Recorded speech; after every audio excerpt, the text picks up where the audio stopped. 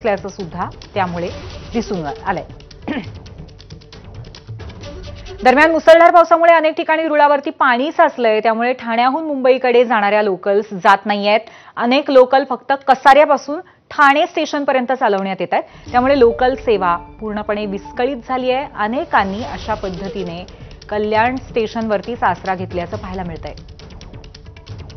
मुसळधार पावसामुळे अनेक ठिकाणी आपण जर बघितलं तर पावसाचे पाणी मोठ्या प्रमाणात साचलेलं आहे।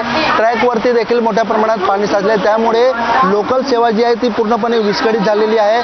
ठाण्यापर्यंत विशेष लोकल सेवा या ठिकाणी चालवण्यात येत आहे, मात्र अनेक जे लांब पल्ल्याच्या गाड्या असतील त्या देखील उशिराने धावत आहेत, त्यामुळे अनेक जे प्रवासी असतील त्यांना या ठिकाणी त्रासाला सामोरे जावे लागतात। मोठ्या प्रमाणात गर्दी जी आहे ती आता रेल्वे स्थानकावरती होण्यास सुरुवात झालेली आपण पाहू शकतो। अनेक जण या ठिकाणी तासनतास वाट पाहतात आहे, कारण या ठिकाणी रेल्वे जी आहे ती फार उशिराने धावत आहे। मला इथून चाळीसगाव जायचं, मी 11:30 वाजल्यापासून इथं आलोय।